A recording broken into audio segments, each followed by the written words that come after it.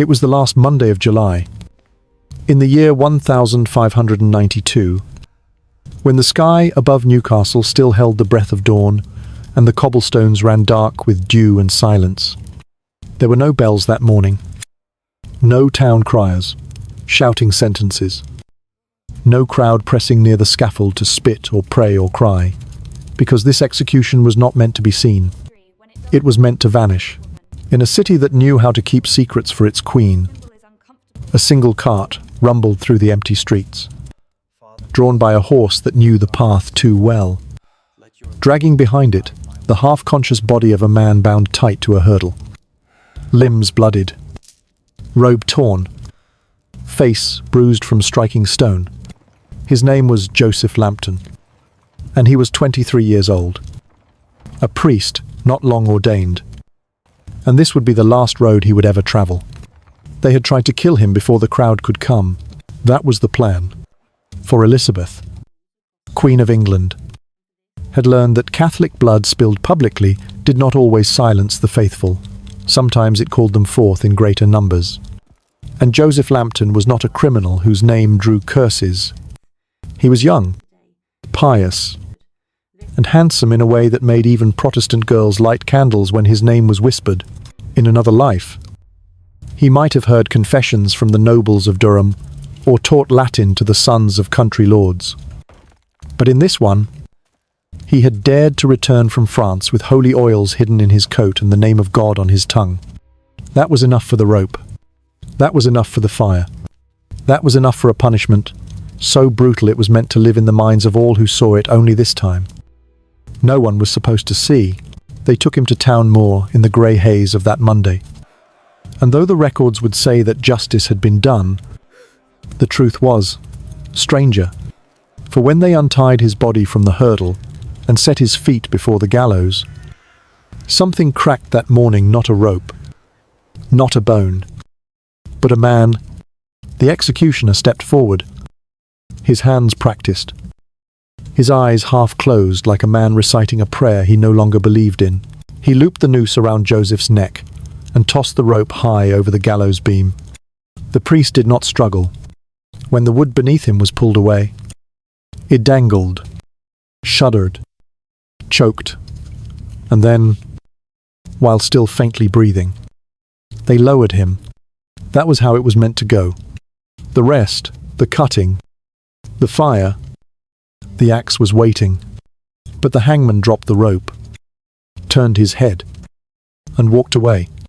The crowd was small, not even a dozen. Mostly soldiers, and one official, but every man among them froze, watching as the executioner refused to finish what he had begun. He said nothing, only stood still with blood on his hands and something terrible in his eyes. Later, some would say he had seen an angel hovering behind the boy, that he heard the devil laugh, that he had recognized in Joseph's face the face of his own son. But no one truly knew. All that was certain was this: the hangman would not cut, and justice, as Elizabeth's law defined it, would have to be delivered by another hand. And so they called for the Frenchman, a surgeon by trade, a stranger in a strange land, a man who perhaps believed he was only following orders, or perhaps believed in nothing at all. He stepped forward with a blade that glinted like silver in the rising sun. And what he did next was not execution. It was desecration.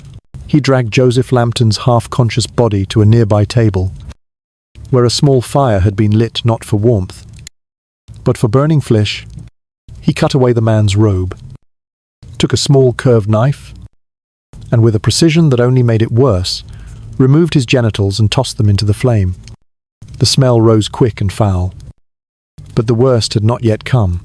He then opened the priest's belly, slicing through skin and muscle, reaching in with bare hands to pull out the still warm organs one by one, placing them in the fire like offerings in some forgotten ritual. And through it all, some said, Joseph blinked. They would say later that he had died before the knife ever touched his skin, that he had already slipped beyond pain when the fire met flesh. But others, those who were close enough to see the muscles twitch, The jaw clench, the eyes flutter swore that he felt it all, that he knew, that he endured it not because he was strong, but because he had no choice. The Frenchman did not speak once, did not flinch, did not falter. When the body had stopped moving and the smoke had turned black, he took up an axe and removed the head in a single stroke. Then he quartered what remained, arms and legs severed, and wrapped the pieces in cloth to be displayed in other towns. Warnings nailed to gates and nailed into memory. And yet, the memory did not behave as it was supposed to. For in prison, another priest, Edward Waterson, was forced to look upon the head and limbs of his friend. They brought them to him, laid them out like a grotesque relic, and waited for his soul to shatter. But instead, he knelt, he kissed the blood-stained cloth, he whispered a prayer. He said, "Holy," and that word echoed far longer than the sentence ever had. What they tried to hide became what could not be forgotten. What they tried to bury became what some would call martyrdom. Joseph Lambton died in silence, not because no one cared, but because the Queen was afraid that too many did. He was killed not before a crowd, but in the empty hours before the city stirred. And yet, centuries later, the story rose again.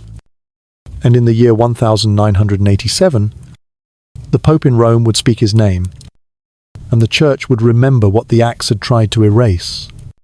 And perhaps that is the final cruelty, or the final mercy, that a man killed so secretly could be mourned so publicly, that a death without witness could still echo across centuries, that the silence of that Monday morning would one day become a story whispered at bedtime.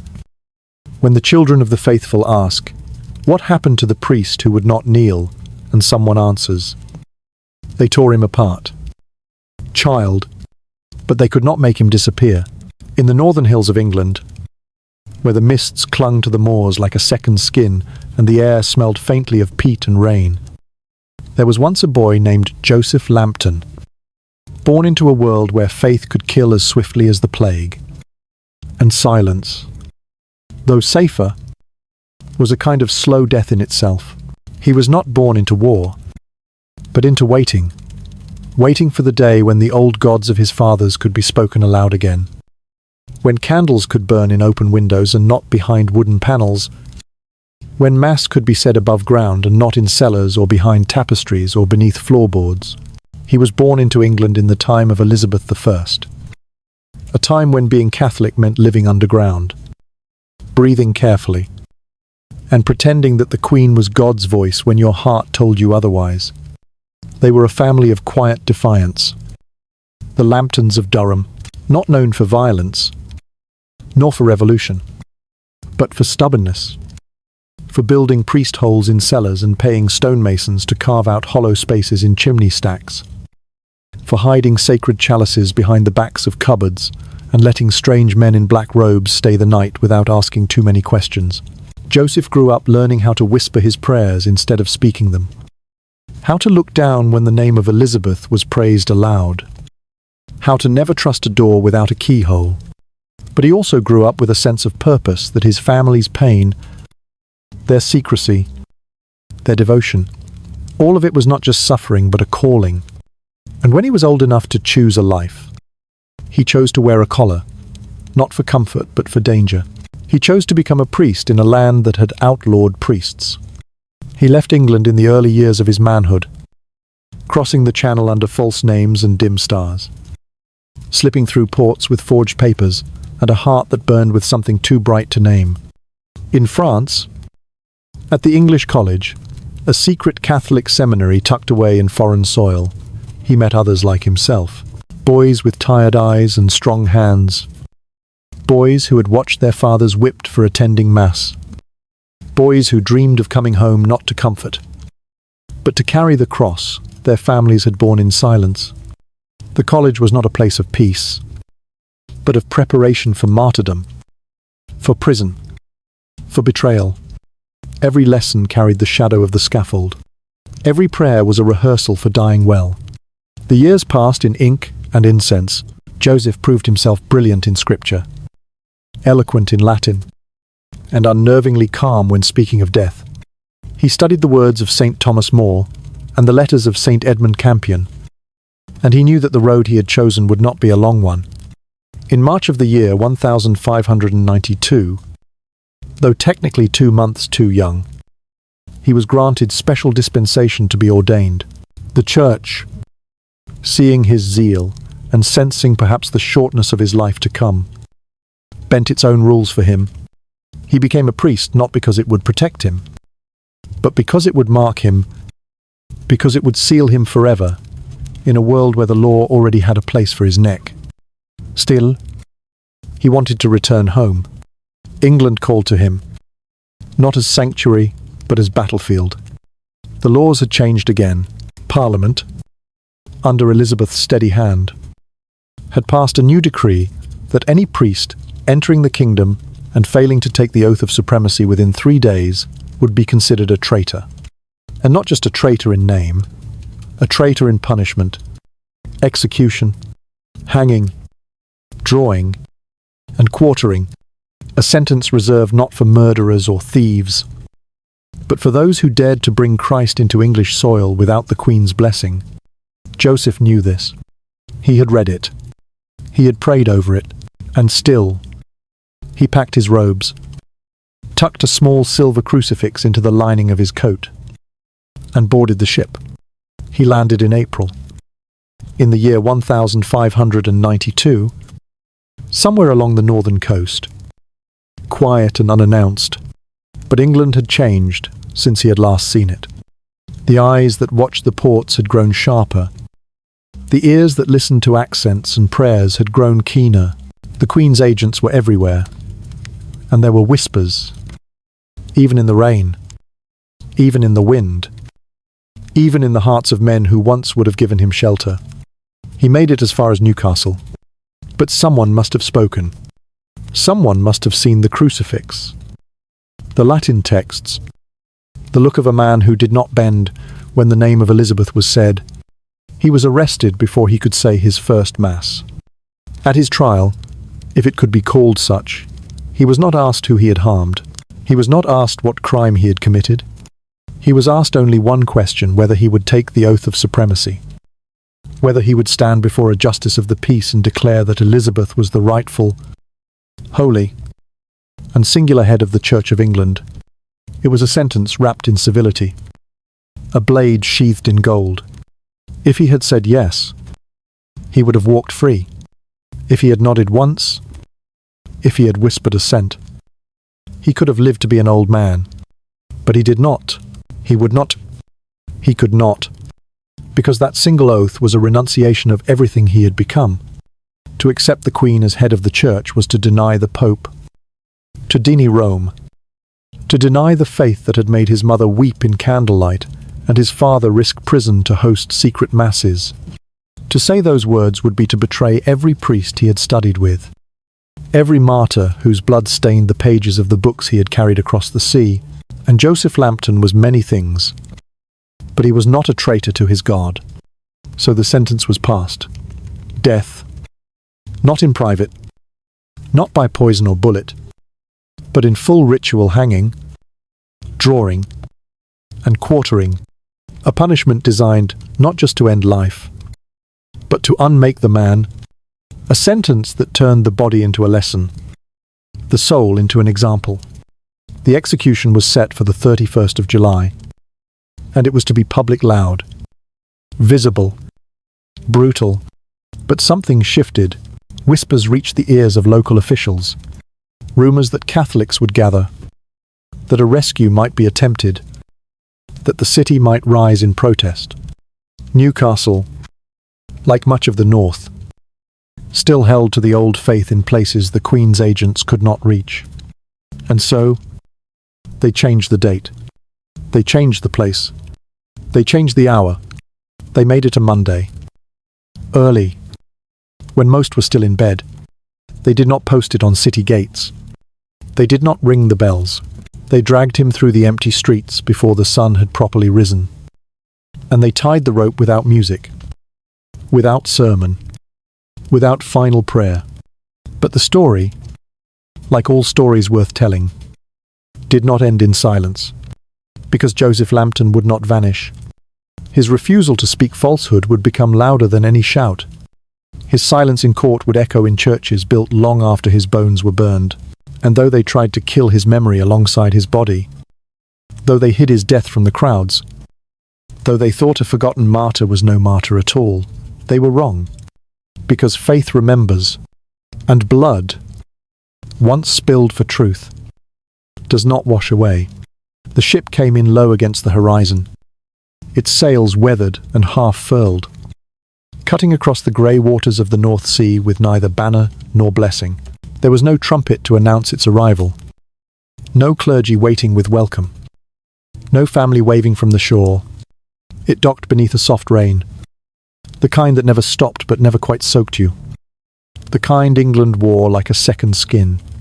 The deck was quiet, the crew grim and silent, their glances sharp and sparse. Among them, near the stern, cloaked in a robe too large for his frame, stood a man barely more than a boy, Joseph Lambton, now a priest of Rome, but to most in England, a traitor in waiting. He disembarked with the others, boots hitting the damp boards of the quay, and did not speak. His crucifix was hidden beneath his tunic, pressed against his chest like a burning brand. His papers were forged but neat, a blend of names and towns no longer real, built carefully by men who knew the taste of gallows and the value of silence. He did not look anyone in the eye. He did not bless himself. He did not breathe too deeply, as if the air of England, his homeland, might somehow betray him. The port town of Newcastle was not as it had once been. The faces were colder, harder. The prayers were shorter, quieter. It had been many years since the crown had cracked down on the old faith. But the fear had not left. There were still families who lit candles behind thick curtains, who whispered Ave Marias before bed, who buried their rosaries behind stone walls. But there were also those who watched, those who reported, those who had learned to survive by turning in their neighbours, and one such man, we do not know his name, but we know his shape, stood by the dock that day. He wore a hat too fine for a fisherman, and shoes too clean for a port hand. He held no tools, carried no wares. He simply watched, unmoving. As the passengers stepped onto English soil, his eyes lingered longest on the young man with the pale face and the steady hands, the one who did not flinch at the cold or the salt or the scent of betrayal in the air. Something about Joseph marked him, perhaps the stillness, perhaps the posture, or perhaps something only those trained in suspicion could see. The man turned and vanished into the morning fog. But the damage had already been done. Joseph, unaware, made his way inland. He did not go far. There was a safe house on the edge of town, or so he had been told, a merchant's estate once loyal to the old ways, its stone walls thick with secrets, its cellars deep and dark and quiet. He walked with measured steps, passing taverns and shops where red-cheeked women sold meat pies and old men smoked pipes in doorways. No one stopped him. No one welcomed him. That he had expected. But what he did not know, what no one had told him, was that the network had begun to unravel. Too many arrests, too many betrayals, too much fear, and fewer doors opened now for men who wore the cloth. He reached the estate by evening, the sky bruised with violet and ash, the birds silent in the trees. A boy answered his knock, no more than 12, with soot on his cheeks and suspicion in his eyes. Behind him stood a woman, her face thin with worry, her fingers wrapped tightly in an apron stained with broth and prayer. She did not ask his name. She did not let him in. Not right away. Only when he produced the token, a small bone relic of St. Cuthbert. Smooth from years of passing, did she step aside and let him through the threshold. The house was cold. The hearth had been left to die, as if even fire might betray them. They fed him in silence, bread and broth. Nothing more. and led him down into the cellar where the walls were lined with barrels and the floor was packed hard with earth. There, beneath a trapdoor hidden under a sheepskin rug, was the priest's hole. It was not wide. It was not clean. It smelled of damp stone and old oil. But it was a kind of sanctuary. And for 2 nights, Joseph slept there, wrapped in wool, listening to the creak of the house above him and the muffled voices of people who had risked everything just to keep him breathing. He would have stayed longer. He had planned to travel further north, to reach the Catholics of Westmoreland, to bring Mass to those who had not heard it in years. He carried the tools with him, the missal, the chalice, the wine sealed in wax. He had memorized the routes, the families, the safe rooms in barns and manors and bakeries. But he never got the chance, because on the 3rd morning, as the sun rose weakly over the moor, there came a knock at the door that was not friendly. The soldiers were polite. At first they always were. They asked for the master of the house, then the mistress, then for records of guests, then for names and faces and who had come and gone. They smiled. They joked. But their boots tracked mud into the hall, and their hands never left their swords. And when they asked to see the cellar, the woman's hands trembled just once. But it was enough. They found the trapdoor. They pulled it open. And Joseph Lambton, still buttoning his robe, was dragged out into the light like a relic, uncovered too soon. He did not fight. He did not curse. He did not run. He only crossed himself and closed his eyes for a moment, as if offering one last prayer to the cold walls that had tried to keep him safe. They marched him through the streets like a thief, but there was no crowd, not yet. They locked him in the castle jail, a square-bellied fortress of stone and soot, where the air smelled of old blood and forgotten mercy. The guards did not speak to him, but they watched him always, as if afraid that a priest might vanish through the bars or set the walls aflame with nothing but psalms. And in a small room near the gate, the man from the port sat with a quill and wrote down what he had seen. He had watched the ship. He had followed the boy. He had sent the word. His name is lost. His reward is not. History does not remember the names of those who opened the door to death, but it remembers Joseph Lambton. He waited in that castle for days. The trial, when it came, was swift and sharp. The sentence, when read aloud, seemed to echo too easily in the stone chamber. He would die not because he had killed, not because he had stolen, but because he had come home wearing the wrong cross, and somewhere, deep in the earth beneath the house that had sheltered him, the priest's hole stood empty and cold, waiting for a man who would never return. They called it a trial, but no one who was there believed it. Not really. The room they used was not a hall of justice, not the great chamber of Parliament, or the hallowed courts of London, but a small, echoing space tucked inside the walls of Newcastle's keepstone on all sides. Narrow windows that barely let in the light, the scent of mildew and wet iron clinging to everything like a second skin. There were men in robes. Yes, there were papers read aloud and ink drying on parchment. There was even a judge, robed in red, sitting high above the rest like some carved idol of Solomon. But there were no onlookers, no cries for mercy, no friends to plead his cause. The trial of Joseph Lambton was not meant to be seen, because the decision had already been made. They had known he would not swear the oath. That much was clear from the moment they arrested him. If he had wanted to save himself, he would have taken it on the first day. 3 days was the law, a mercy designed more for paperwork than for salvation. The oath of supremacy was simple in its language, but monstrous in its implications that the Queen, Elizabeth I, was the only supreme governor of the Church of England, that she, and not the Pope, held dominion over the souls of Englishmen, that Rome was no longer holy, that the Mass he had celebrated in France, the sacraments he had carried across the sea, The words whispered in the bloodied catacombs of Catholic safe houses. All of it was treason. They had asked him once, quietly, a voice in the corridor of his cell, wrapped in the stillness of twilight.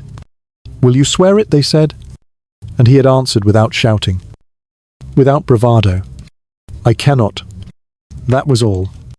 No fire, no fury, just the simple truth of a man who had spent too long studying martyrdom not to recognize its arrival. So when the trial began, it was not to determine his fate. It was to record it. The court clerk scratched his quill across paper, as though filling in the spaces of a ledger, as though this were nothing more than the hanging of a sheep thief or a pickpocket with a second offence. Joseph stood before them in chains, thinner now than when he had landed, his eyes hollow but steady, his hands bound behind him so tightly they had already begun to bleed. He did not speak unless spoken to. He did not weep. And when the charges were read, that he had entered the realm of England in defiance of statute, that he had refused the oath, that he had conspired to spread Romish superstition, he did not flinch. One man, younger than the rest, perhaps new to the bench, asked gently whether the accused would be allowed counsel. There was an awkward silence, like a candle snuffed mid-prayer. Then the presiding judge leaned forward, tapped the parchment once with the back of his ring, and said, "He has no need of counsel. The law is clear." And with that, the only voice that might have spoken in Joseph's defence was silenced. The sentence followed not long after. It had already been written, they said, but must now be read aloud for formality's sake. The room stilled. The soldiers shifted their weight. One man coughed and was promptly hushed. And then came the words, ancient and obscene in their completeness, recited as if carved in stone, centuries before, that you be taken from this place to the place of execution, that you be drawn on a hurdle to the place of your death, that you be hanged by the neck until you be half dead, that your body be cut open while yet alive, that your bowels be taken out and burned before you, that your head be severed, that your body be divided into 4 parts, and that these parts be displayed at the Queen's pleasure. They spoke these words slowly, as though pronouncing a benediction, as though this ritual of horror was something sacred, something worthy of reverence. Joseph did not bow his head. He looked straight ahead, as if already beyond the room, already beyond the body, already beyond the pain. They asked if he had anything to say. He said only this, "May God forgive you." "As I do?" No one answered. The silence that followed was thick and strange, as if the air had shifted, as if for one brief second the old saints had leaned in from heaven to listen. Then the moment passed. The guards stepped forward, and the priest was taken not to a cell, but to a waiting place. It was 3 days until the appointed execution. 3 days in a cold stone chamber, where the floor wept with damp, and the rats did not even bother to hide. They gave him bread, hard and dry, and water in a wooden cup. They gave him nothing else. No priest to hear his last confession. No books. No crucifix. His fingers moved constantly in those last hours, tracing the sign of the cross on the stone, on the wall, on his own chest, marking the shape of what they could not strip from him. And outside, the city moved on. Newcastle was not mourning. It had not been told. The Queen's men had been careful. There would be no crowd, no martyrdom, only the quiet death of one more nameless traitor. And yet, in the corners of taverns and among the servants of great houses, whispers still slipped through. Another priest, caught, young, they say barely more than a boy. Execution to be held at dawn, quietly, so there's no trouble. And in the great ledger of Elizabeth's justice, another name was inked in black, not bold, not underlined, not with any flourish of meaning. But there it was, Lambton. Joseph, age 23, sentenced death by drawing and quartering, status ordained enemy of the crown, but not ink, No decree. No legal phrasing could strip from him the knowledge of who he was, for long before they wrote the sentence. Before the trial was held in secret. Before the oath was refused. He had signed another vow in blood. In oil. In whispered Latin in the catacombs of France. A vow not to Elizabeth, but to something older, a kingdom without walls, a ruler without crown. And in that, he was already free. It was not yet dawn when they came for him. The sky above Newcastle still wore the blackness of night like mourning clothes that would not lift, and the air had the bite of something unfinished, as if the world itself had paused in discomfort, reluctant to bear witness to what was about to take place. The castle stones were slick with cold. The iron hinges of the gate groaned softly as they opened, and the torchlight cast trembling shadows on the faces of the men who came with ropes and manacles to fetch a priest who had not cried once in his cell. Joseph Lambton was awake. He had not slept. The hours had passed with the slow rhythm of prayer and memory, his lips moving in silence, his fingers wrapped around nothing but the folds of his coarse robe. There had been no final mass, no last words of absolution. The Queen's law did not allow for sacred endings. They had taken even that, but he still had the name of God, and he had whispered it through the long hours like a lifeline thrown across the black sea of fear. They bound him tightly, not because he resisted, but because the law required a certain kind of theatre, even in silence. His wrists were raw where the irons had rubbed, and the skin beneath his eyes was hollow from days without food, enough to satisfy the body. But there was a strange light in him, still not a fire, not a rage, but something gentler, sadder, and more dangerous than either. He did not beg. He did not question. He stepped forward as if going to meet someone he had long expected. And outside, the cart was waiting. It was a hurdle. A flat wooden frame dragged behind a horse, meant not for dignity, but for humiliation. They tied him to it face up, his arms lashed to the wood, his legs bound at the ankle, and as the horse began to move, his body shuddered and bounced across the cobbled stones of the sleeping city. There was no crowd gathered, no sea of faces pressed against ropes or leaning from windows. The people had not been told. That, too, had been deliberate. The Queen's ministers had grown wary of blood spilled in sunlight. It was beginning to do strange things to the hearts of the faithful. So they made it quiet. They made it hidden. They made it early. The horse dragged the frame through alleyways and narrow lanes, past shuttered homes and still fountains. The sound of wood scraping stone, echoing like a low, private scream. Joseph's head struck the ground more than once. Blood marked the path behind them, and still, he did not cry out. His eyes remained open, skyward, watching the stars fade one by one into the bruised light of the new day. They brought him to Town Moor, where the scaffold had been prepared under cover of darkness. It stood alone in a wide field, mist curling low over the grass like smoke from an invisible fire. A few soldiers stood nearby, their breath visible in the cold, their faces unreadable. There was no priest to hear his confession, no family to hold his hand, no friendly voice to say his name, only the axe, only the rope, only the executioner. He was cut free from the hurdle and lifted to his feet. Though he swayed slightly, the strength nearly gone from his limbs, they led him to the gallows. It was a simple frame, tall and rough-hewn, the rope hanging from its beam swaying faintly in the wind. The executioner stepped forward, a man in a leather apron, his face partly shadowed by the hood he wore. He reached for the noose with hands that had done this many times before, and yet something shifted. They placed the rope around Joseph's neck. They adjusted the knot. They pulled it tight.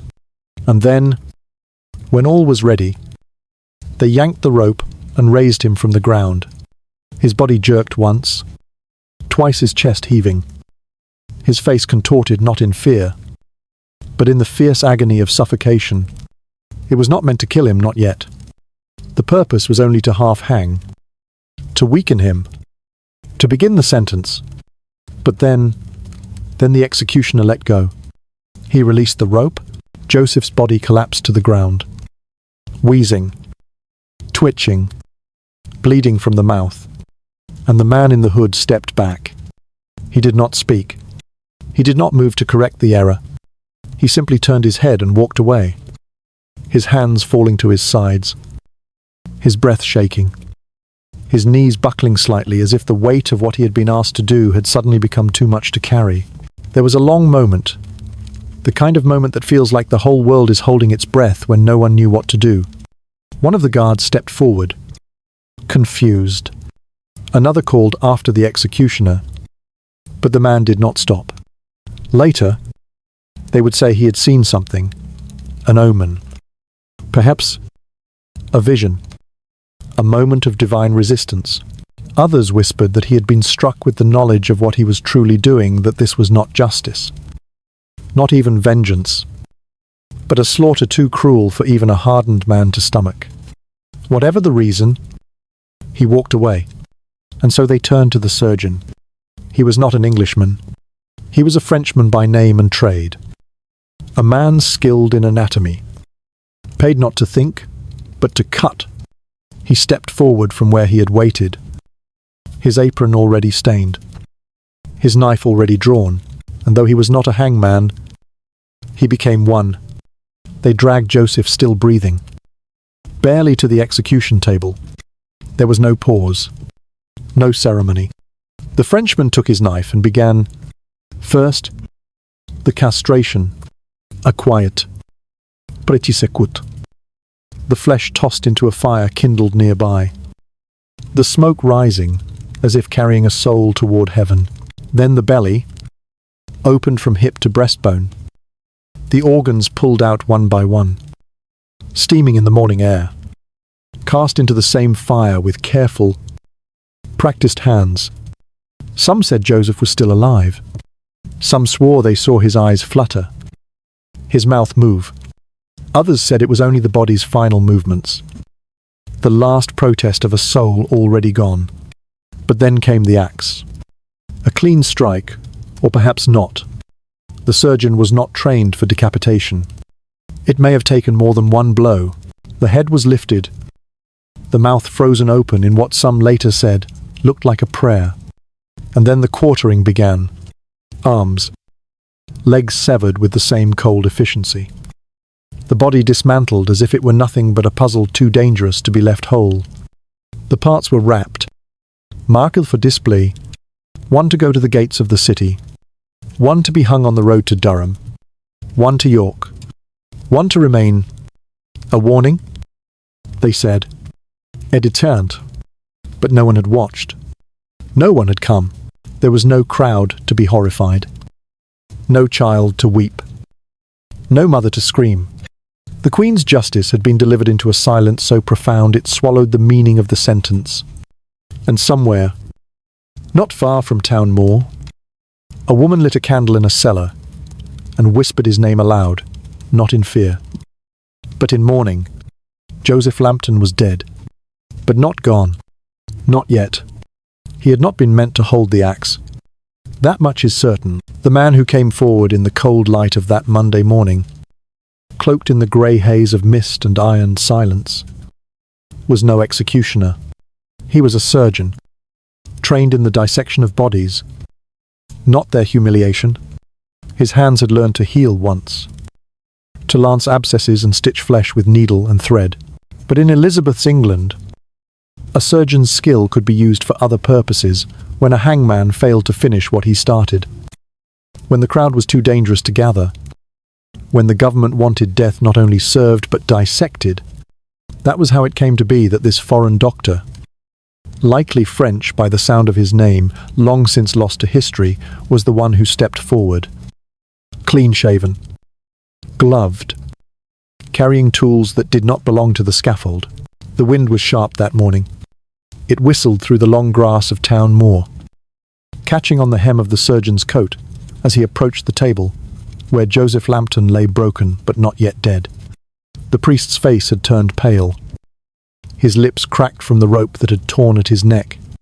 His chest still rose faintly. Erratic. Shallow. His eyes were open, though clouded, and when they turned toward the man in white, there was no plea in them, only stillness. Only breath. Only the slow goodbye of a soul that refused to close the door entirely.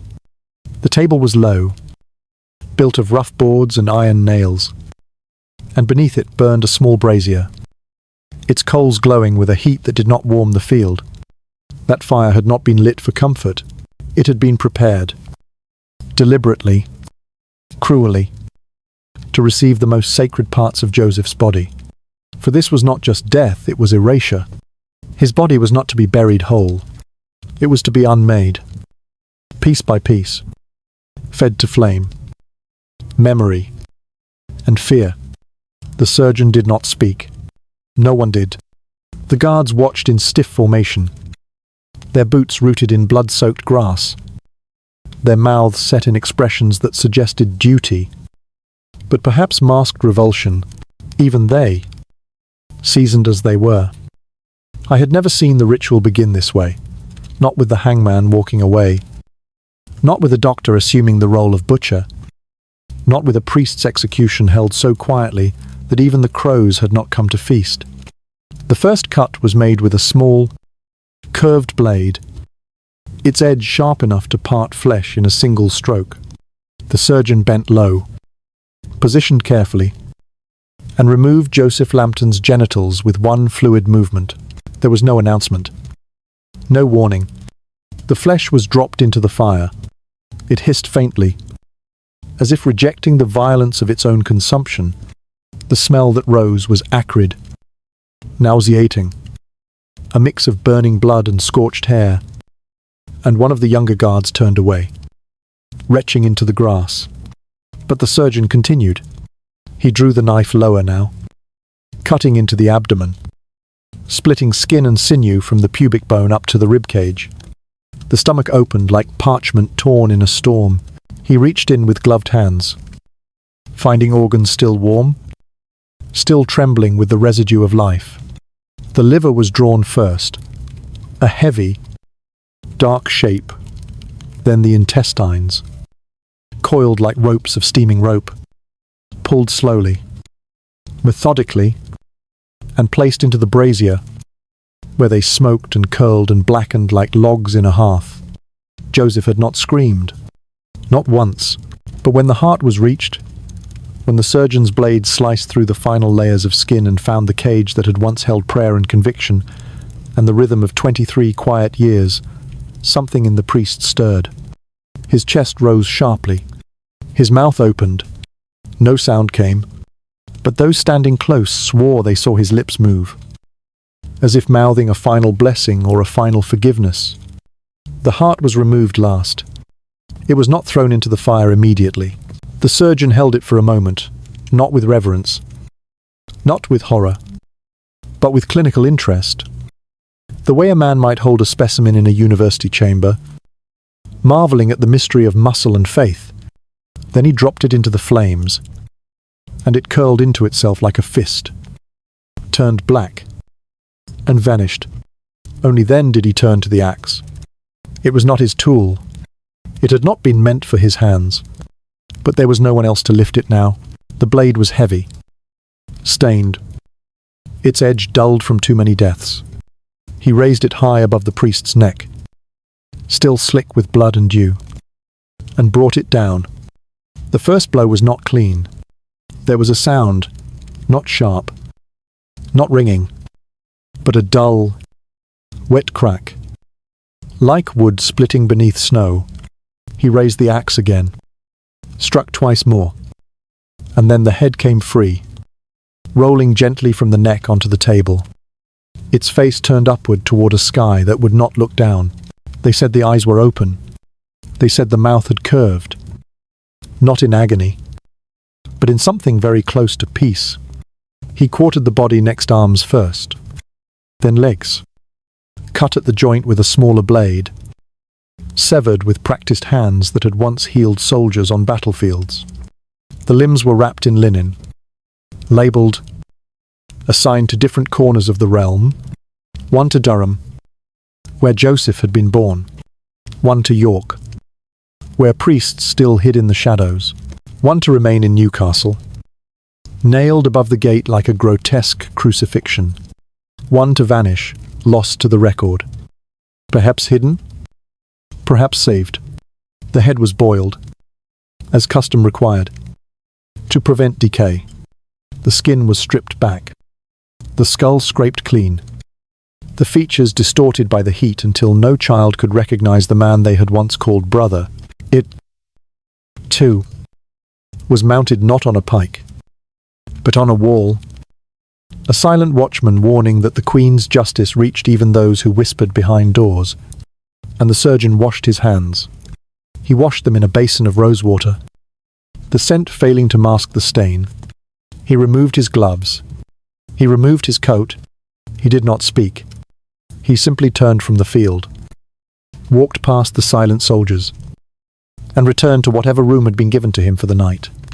History does not say if he slept, but the fire still burned. Long after the body was gone, long after the morning passed, long after the guards had marched away, and the mist had lifted, and the crows had finally come.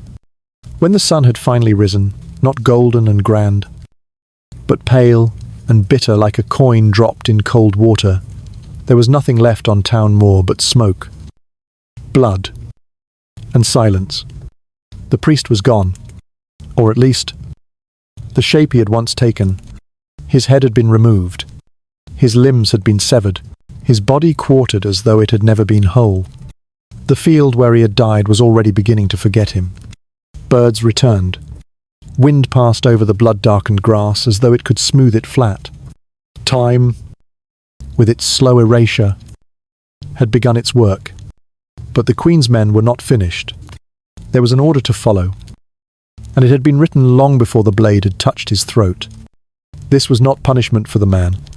This was warning for the kingdom, and warnings required witnesses not in the moment, but in the aftermath, not through crowds and confessions, but through fear, through parts, through blood, through what was left behind. They brought out the bags, rough cloth, already stained from years of duty, one for the right arm, one for the left, one for each leg, and one for the head, which had been carefully boiled until the features were unrecognizable, until even the angels would have had to lean close to know the face they welcomed. Each bag was tied with cord, sealed with wax, marked with ink. Each was given a destination. The left leg was bound for Durham. That was where he had been born, where his family still lived.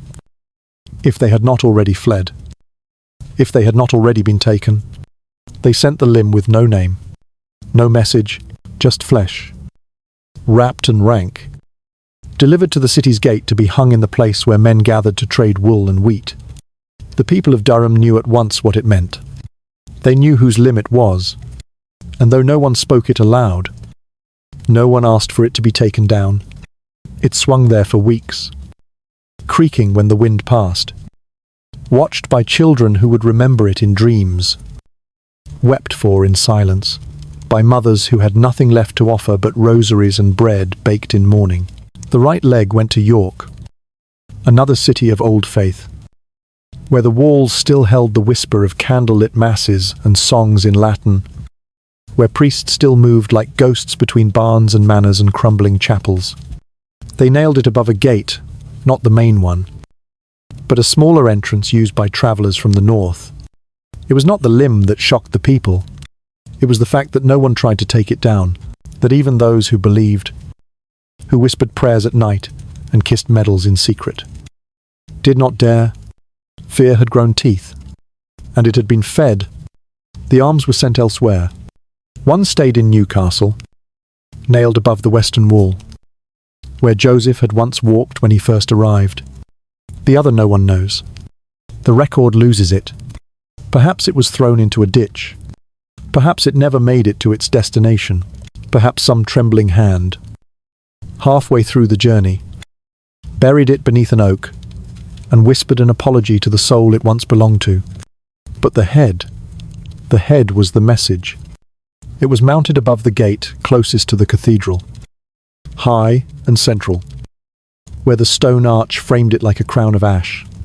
It was blackened from the boiling, the skin drawn tight, the lips shriveled, the eyes were shut. That was mercy. Or perhaps design, but there was something terrible in the way the face faced down, not looking at heaven, but at the people who passed beneath. A priest's face turned toward the faithful, twisted into silence. And people did look. They always did, even when they tried not to, even when they crossed themselves and walked faster, even when they sent their children ahead and kept their eyes on the ground. They looked because they knew what it meant.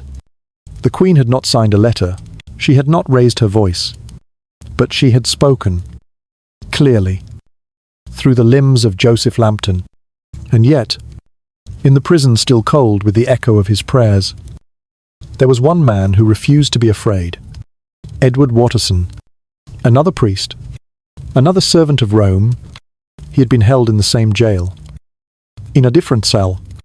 They had not executed him on the same day. They had waited, perhaps to see if Joseph's death would break him. So they showed him the limbs. They brought them to his cell, one by one, not all at once. First an arm, then a leg, then, at last, the face. They laid them out before him like a ritual, not for confession, but for collapse. A kind of darkness only a queen's justice could invent. But Edward did not scream. He did not faint. He did not curse God or fall to his knees. He touched the flesh gently. He kissed the severed hand. He wept. Yes, but not in fear, in reverence. And then, slowly, softly, he said, "These are relics," and that single word undid everything they had hoped to accomplish. Relics? Holy things. Sacred wounds. A martyr's pieces. They had tried to break a man and found they had built a saint. News spread quietly. It always did. From one cell to another. From one jailer's whisper to another's drunken muttering. The name Joseph Lambton was never printed in great letters. Never read from pulpits or carved in marble. But it lived. In the corners of inns. In the prayers of widows. In the shadows of safe houses where children were taught never to speak of what their fathers had died for, but to remember anyway. Because his limbs had travelled farther than his voice. Because his blood had become scripture. Because the fire that burned his flesh had not consumed his name. For a while, the world went on as though he had never existed. There were no tombstones carved with his name. No parish walls bearing his likeness. No songs sung for him in quiet churches. The limbs that had once carried him through narrow alleys and secret thresholds had been rotted by weather and time. The head that had watched the people of Newcastle with boiled skin and sealed lips had eventually been taken down not out of respect, but because flesh, even holy flesh, decays, and the crown's message could not be maintained by maggots. And so, in the days that followed his execution, Joseph Lambton disappeared. The smoke from his fire faded into the moorland. The char of his organs was swallowed by the soil. The letters of his sentence crumbled with the parchment that held them. It was not that people didn't remember. Some did. Quietly. Brokenly. In the way that only the persecuted remember their dead. Not with monuments, but with habits. There were mothers in Durham who continued to light a second candle each Sunday. Even when asked why they needed two, there were boys named Joseph, never baptized openly, but whispered over by grandmothers who had once sewn secret pockets in priestly robes. And there were families, dozens, perhaps hundreds, who continued to keep their faith folded small in their hearts, too quiet to be seen, too strong to be broken. But he was not spoken of in schools. He was not painted into the stained glass of abbey windows. No historian wrote him into the pageantry of martyrdom. His death was a hidden bruise passed on, pressed over, never healed. For centuries, England did not have the room to remember a man like Joseph Lambton. Not while Elizabeth's legend grew larger. Not while the Reformation was made a crown jewel, and the old faith became a whisper tucked behind velvet and smoke. There were other names, more famous, more fortunate in memory campion. Southwell, Garnet men who died with more witnesses, men whose deaths drew blood from the watching crowd, but Joseph had died without a cry. In a morning no one was allowed to see. And yet, memory is a strange kind of soil. Sometimes, what is planted in blood grows in silence. Sometimes what is buried does not rot at roots. It took nearly 400 years. 400 years in which empires rose and fell. Monarchs died and were buried in stone tombs that tourists would one day walk across. Wars were fought, languages shifted, cathedrals burned and were rebuilt. But somewhere, in the quiet corners of Catholic England, his name stayed wanting, not loud, but persistent, a thread of ash running through golden vestments, a name found scribbled in margins of old letters, a face, perhaps once drawn by a child who had never seen it, but somehow knew it. And then, in the year 1987, the Pope finally said it aloud: Joseph Lambton. He was one of 85 men and women priests, laymen, teachers, mothers, rebels of conscience, who had died for their faith in a time when faith had become treason. The Church had waited long, far too long, perhaps, for the names to be spoken, for the deaths to be recognized not as crimes, but as martyrdom. But when it came, it was done not in fire, not in gallows, not in chains, but in light. In Rome, beneath a ceiling painted in angels and flame, the names were read, one by one, slowly, and when the name Joseph Lambton was spoken, the stone of St. Peter's Basilica did not tremble. The world did not stop, but somewhere, perhaps in the north of England, an old house stirred, perhaps a priest's hole, long sealed, shifted in the dust. Perhaps a candle burned just a little longer that night. They called him Blessed. Not saint, not yet, but blessed. A man recognized by the Church as having died in odium fidei, in hatred of the faith. A title etched not by marble, but by memory, and still, there was no grave. There never had been. No stone to kneel beside. No relic to venerate. The fire had taken his body. The crown had taken his name. But now, at last, the Church gave it back. Not to the earth, but to the sky. It is strange how slowly justice moves when the wound is holy. For centuries, his death had been an inconvenience, a footnote, a fading shadow on a forgotten scaffold. But now, in the late twilight of the 20th century, Joseph Lambton was remembered, not by the Queen who had ordered his death, not by the city that had hanged and quartered him, but by the faithful those who understood that not all altars are made of stone, and not all martyrs die in crowds. Some die in silence. Some die with no one watching. Some die, and are forgotten for so long that when their names return, they no longer sound like names at all but echoes. And yet, the echo remains. Even now, if you walk along the edge of Town Moor in the early hours of a Monday morning, before the city has woken, before the trams begin their rumbling, before the market opens, you might hear something strange in the grass.